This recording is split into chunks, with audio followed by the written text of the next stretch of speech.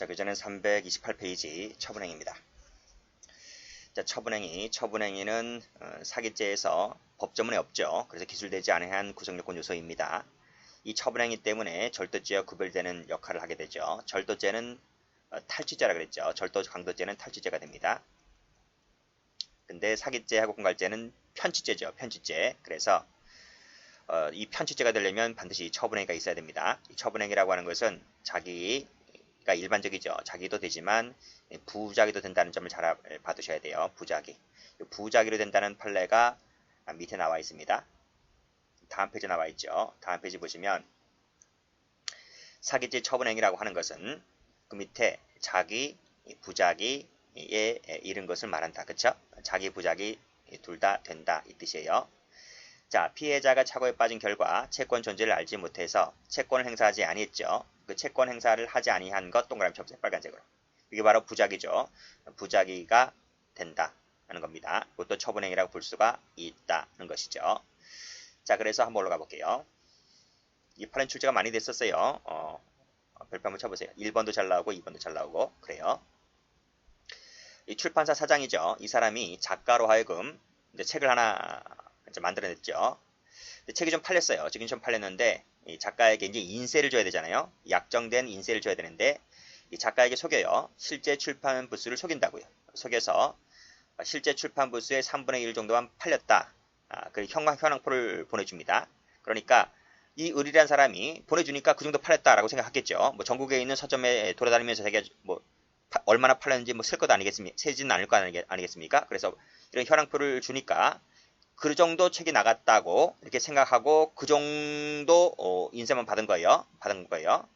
근데 알고 보니까 저 같은 학원에서 강의하는 사람도 보면 대충은 알잖아요. 그렇죠? 그래서 왜 수강생들이라든지 실제 수강생들 동영상에서 팔린 그 부수들 뭐 등등 대충 하면 대충 몇 부 정도 팔았다라고 학원은 감이 오는데 터무니없이 이게 작게 되면 상대방이 눈치챌 수 있다는 겁니다. 그렇죠?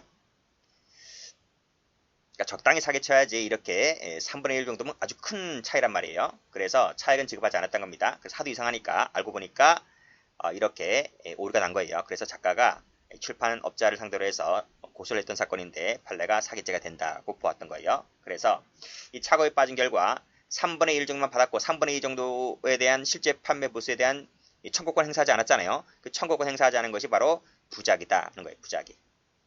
그래서 남은 차액에 대해서 자기가 차액을 누린 것이기 때문에 재물을 취득했다라고 볼 수 있는 것이죠. 그래서 꺽쇠 2번을 가보시면 실제 출판 부수를 속여서 일부만을 지급했다라고 했을 때 나머지 인세죠. 나머지 인세 그쵸?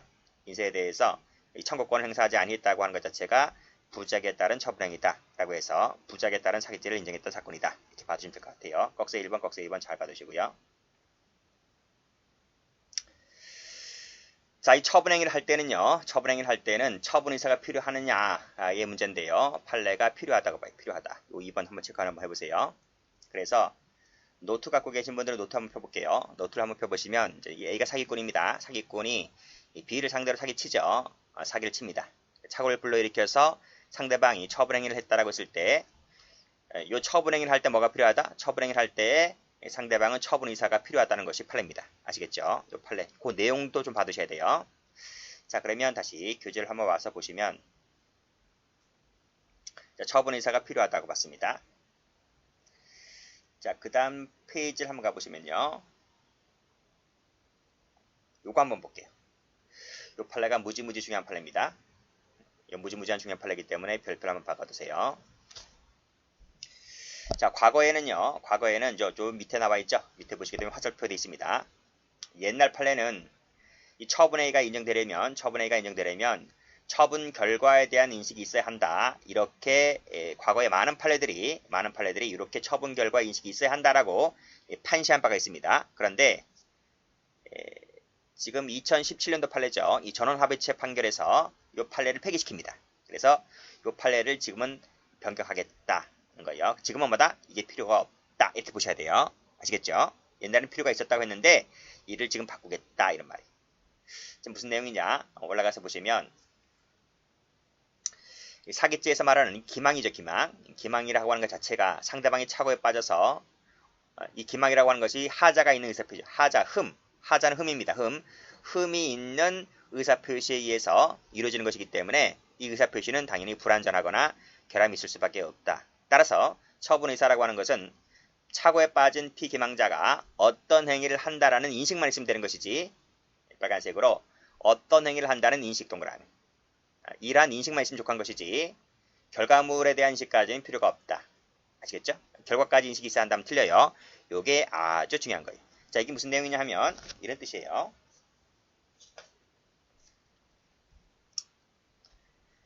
자, A가 이제 사기꾼입니다.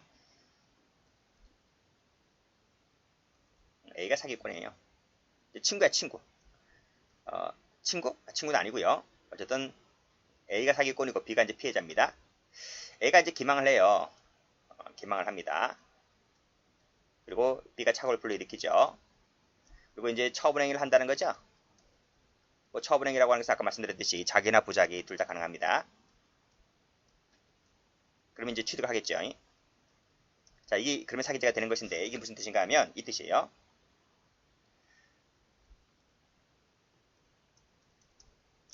적어보세요. 자, 계약서의 내용과 A가 한 말의 내용이 달라요. 다르다 이거. 무슨 말인지 알지? 계약서의 내용과 A가 한 말의 내용이 달라요. 그래서 자, A가 B한테 입으로 막 말을 하는 거예요. 말을 한다 이거. 그런데 이 B라는 사람이 계약서를 잘 안 읽어봐요.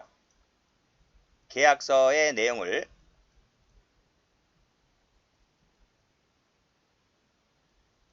잘 안 읽는다고요? 안 읽어본 거예요. 그러니까 A랑 B랑 친분이 있다 보니까 이 친구의 말만 믿은 거야. 계약서가 있는데 계약서 우리 보험 계약서에도 뭐 그런 것도 있잖아요, 그렇죠? 뭐 자동차 계약서라든지 무슨 계약서 종류 많잖아요. 그런데 이 B라는 사람이 순진한 것인지 아닌지는 잘 모르겠는데 순진한지 멍청한지 그렇죠?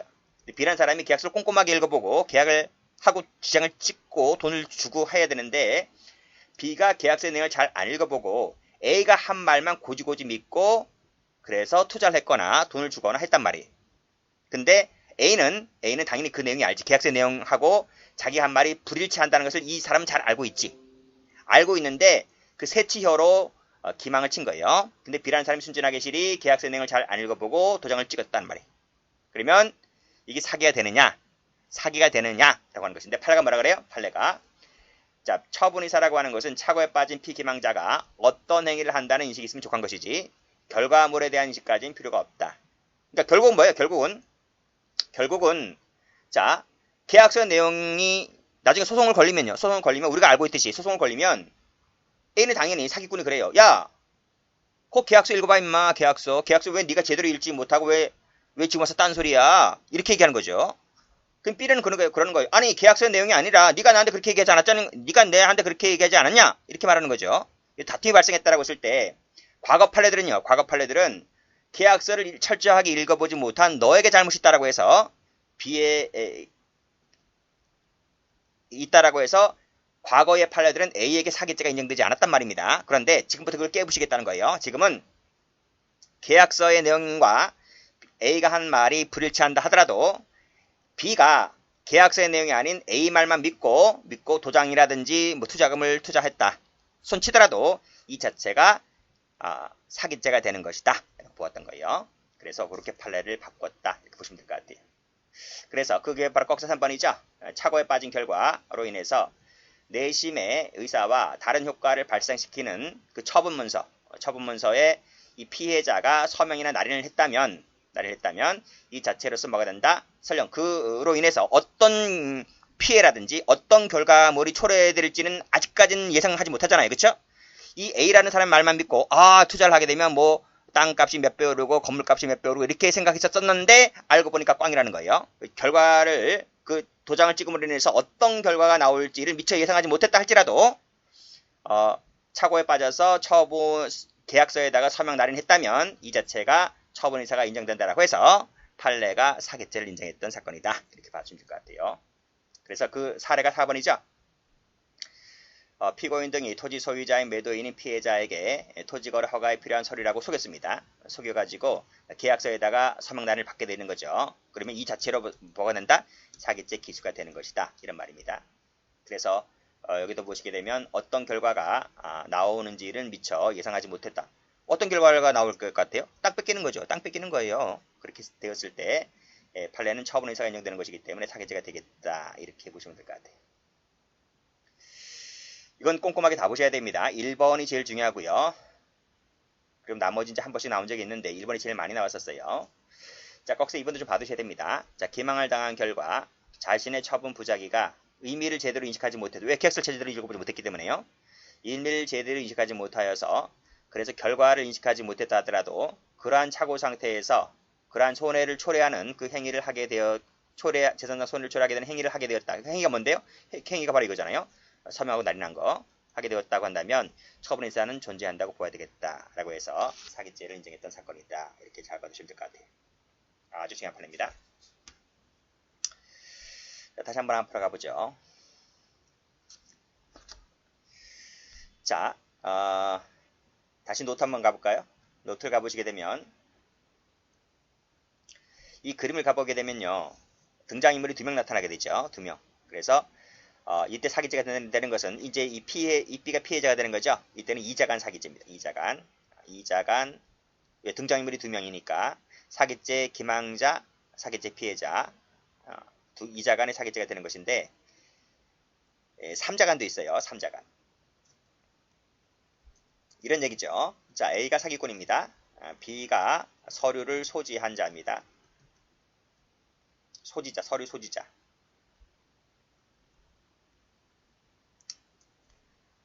서류 소지자입니다. 예를 들면 등기부라든지 뭐 인감이라든지 갖고 있어요. 자, C는 실제 소유자입니다. 실제 소유자. 예를 들면 여기 건물이 있거나 그렇죠? 건물이 있거나 토지 이런 부동산 소유자입니다. 이 C가. 근데 B라는 사람은 이 땅이나 건물에 대한 서류를 소지하고 있는 사람이고 A는 사기꾼이고요. 그랬을 때 A가 이 B를 상대로 기망을 하게 되죠. 그렇죠? 그래서 B가 착오를 불러일으켜서 이 처분행위를 하게 되죠. 그렇죠? 그래서 도장이라든지 서류 이걸 다 넘겨받았을 때 이때 사기죄가 기수가 되는 거예요. 아시겠죠? 사기죄가 기수가 되는 것이다. 실제 소유자가 C라 할지라도 사기죄가 되는 것이다. 이게 바로 뭡니까? 이게 바로 삼각사기야. 삼각사기, 3자간의 사기입니다. 아시겠습니까? 삼각사기가 된다. 자, 어쨌든 착오를 불러일으킨 사람 다 누굽니까? 착오를 불러일으킨 사람은 전부 다 B죠. B가 착오를 착오를 당하고 여기서 B가 착오를 당하죠. 처분행위도 누가 합니까? 처분행위도 B가 하잖아요. 처분행위도 B가 한다. 그래서 2자간이든 3자간이든 간에 B가 착오를 불러일으키고 B가 처분행위를 하는 겁니다. 3자간도 마찬가지고요. 이건 일치한 거예요. 자, 그랬을 때 다시 교재 한번 와보시게 되면 자, 동그라미 1번이죠. 처분행위자와 피기망자는 당연히 동일입니다. 그렇죠? 끊고요. 그러나 처분행위자가 재산상 피해자와 일치할 필요는 없다. 여기서 바로 삼각사기가 등장하게 되는 겁니다. 등장인물이 3명 나오는 거.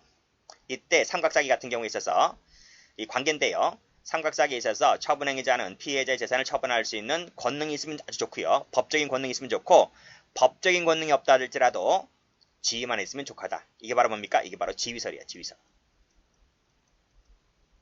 두 가지 견해가 있어요. 권한설이다, 지위설이다 이렇게 갈려지는데 우리 학설과 판례는 다수설과 판례는 지위설로 보고 있어요. 권능으로 본다는 소수 학자도 있습니다. 근데 권능설로 국한하는 것이 아니라 권능은 당연히 포함되는 것이고요. 권능보다 범위가 더 넓혀서 지위도 인정하는 것이면 좋하다라고 해서 우리 판례가 학설과 다수설과 판례가 지위설을 취하고 있다. 이렇게 보시면 될 것 같아요. 그래서 노트에 다시 있나요? 노트를 보시게 되면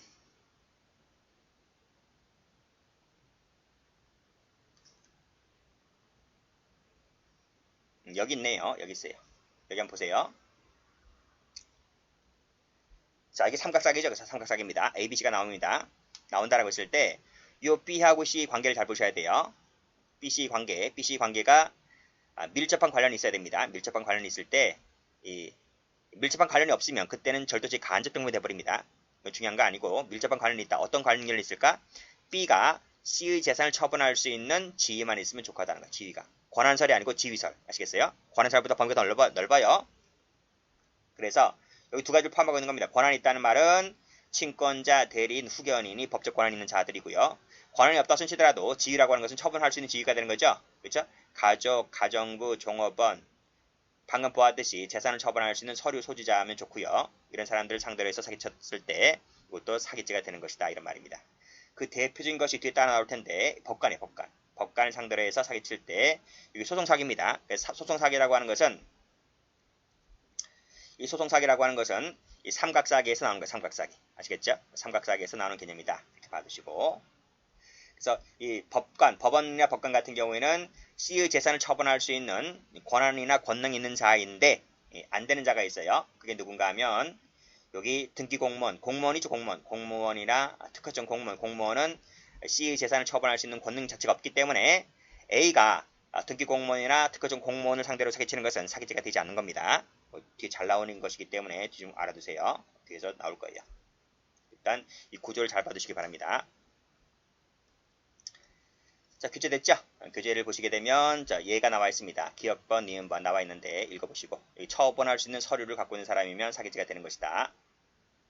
됐죠? 판례가 있습니다. 판례가 뒤에 나올 거예요. 자, 됐고 그 다음에 착오로 상기한 사건 한 번 하고 이거 한번 볼까요? 사기죄에서 말하는 이익이라고 하는 것은 뭐뭐를 말한다 그랬습니다. 이때 기망행위를 통해서 채권자가 채무를 확정적 소멸시킵니다. 채무를 확정적 소멸시킨다. 또는 면제시킨다라고 했을 때 이 확정적으로 소멸시키거나 면제를 시키게 되면 그만큼의 이익을 누렸다는 겁니다. 이익을 취득했기 때문에 이것도 사기죄가 된다. 사기죄가 기수가 되는 겁니다. 기수. 사기죄가 이퀄 하는 순간 기수가 돼버리는 거예요. 일단 끊고요. 이 기망이라는 자체가 하자가 있는 의사표시잖아요. 이 기망 자체가 하자가 상대방 기망을 통해서 의사표시를 했다고 했을 때 하자 있는 의사표시를 통해서 한 것이기 때문에 이건 나중에 취소가 될 수 있습니다. 취소가 될 수 있다 손치더라도 훗날에 민법상에 의해서 취소권 행사할 수 있다 하더라도 그건 어디까지나 기수가 된 이후이기 때문에 여전히 기수다. 기수. 이 죄의 값이 달라질 것은 아무것도 없다는 겁니다. 그런 얘기. 자, 어떤 것인지 한번 볼게요. 갑이 을을 기망합니다. 사기칩니다. 사기쳐서 부동산을 팔려고 합니다. 그래서 대금 명목으로 2억원을 받았어요. 나머지 7천만 원을 받아야 되는데 그 7천만 원 받은 부분을 이 을도 갑에게 받을 돈이 있었던 겁니다. 그래서 기존 채권으로 서로 맞계산입니다. 맞계산을 하였다.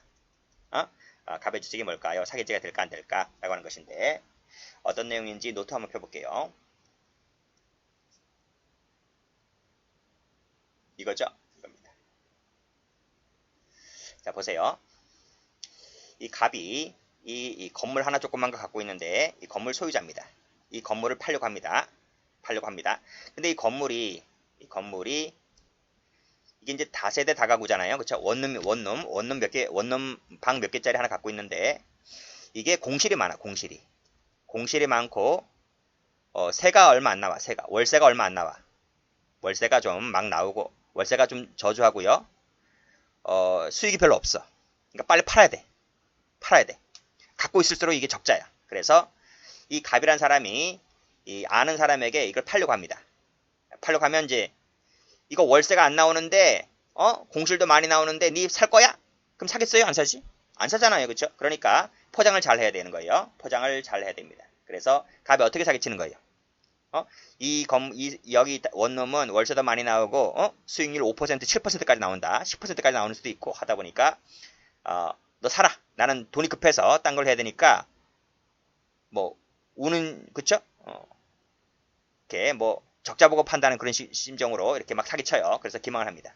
그러니까 원래 그 3억짜리인데 너가 내가 친히 알고 있는 사람이니까 좀 싸게 해서 10% 싸게 해가지고 2억 7천에 내놓을 테니까 이거 사가라 그럽니다. 그러니까 을이 그러냐? 고맙다야. 그러면서 이걸 사겠다고 하는 거죠. 그래서 근데 가만히 그 전에 어떤 관계가 있는가 하면 이 을이라는 사람은요. 갑에게 받을 돈이 있었어요. 받을 돈이 7천만 원이 있었어요. 7천만 원. 그러면 보세요. 이 갑이라는 사람이 건물을 2억 7천에 내놨잖아요. 그러면 을은 얼마만 주면 되는 겁니까? 2억 7천 줄 필요 없죠. 내가 받을 돈이 7천만 원 있었기 때문에. 그래서 이 을은 2억을 주고 이 건물을 사요. 건물 삽니다. 건물 사다. 그러니까 이 갑이 을에게 줄 돈이 7천만 원 있었고 을은 갑에게 받을 돈이 7천만 원 있었던 거예요. 그렇기 때문에 이 7천만 원 주고받는 관계에 있을 때 서로 까는 거죠. 서로 까고 나머지 2억만 주면 되는 거죠. 그래서 이 원룸 건물을 취득했던 거예요. 취득했습니다. 취득했다. 사기죄가 돼야 안 돼요? 되는 거죠. 이 사람이 팔 때 뭐라고 했어요? 이 사람이 팔 때 이 공실이 많이 나는 공실은 이 새가 잘 안 나가는 거예요. 그래서 이 원룸이 비어 있는 거를 말합니다. 그러니까 새가 안 나와요. 새가 안 나온단 말이에요. 근데 새가 나온다고 해서 파는 거잖아요. 이 자체가 사기라는 거예요. 사기라는 거지. 그래서 내가 갑이라는 사람이 을에게 줄 돈이 7천만 원 있었잖아요. 7천만 원 있었는데 그 7천만 원 지금 탕감당하는 거 아니겠습니까? 건물을 결국 팔게 되고 2억은 내가 받게 되는 거고 라고 했을 때 이 지금 갑이라는 사람이 을에게 사기친 거 아니겠습니까? 근데 결국 을이 건물 샀어요. 건물 사서 운영하다 보니까 이 적자야 적자. 적자란 말이에요. 새가 안 나가요. 새가 안 나가요. 라고 해서 을이 갑에게 그러죠. 야 이거 물려. 이만 니놈한테 사기당한 거 아니냐. 라고 해서 물려. 그러니까 갑이 물려줍니까? 안 물려주지? 라고 하니까 결국 재판으로 갈 수밖에 없는 거죠. 그래서 을이 갑을 상대로 사기죄로 고소했던 사건인데 판례가 뭐라 그래요? 사기죄가 된다. 그렇죠. 사기죄가 된다. 아시겠죠? 그런 판례입니다. 자, 그래서 여기 와보시게 되면 채무자의 기망행위로 인해서 채무자는 누구에게 있습니까? 갑이죠. 갑. 그래서 채무를 확정적으로 소멸시켰다. 내가 받을 돈이 있었다는 것을 받을 돈 7천만 원을 이제 없애주는 면제시켜주는 거죠. 채무를 확정 소멸시키는 거죠. 그 즉시 뭐가 된다? 사기죄가 기수가 되는 것이다. 나중에 취소될 여지가 있다 할지라도 그건 기수의 문제이기 때문에 전혀 달라질 것이 없다. 이런 말입니다. 그래서 그 사실관계 2번이죠. 기망을 해서 매매대지금 중 일부를 기존 채권과 상계하였다. 상계는 서로 맞게 사는 겁니다. 상계 동그라미. 이 상계가 바로 뭐예요? 채무를 확정적으로 소멸시켰다는 거죠. 그랬을 때 취득했다는 것 자체가 기수가 됩니다. 아시겠죠? 취득했다라고 해서 사기죄를 인정했던 사건이 되는 거죠. 자, 여기까지 하겠습니다.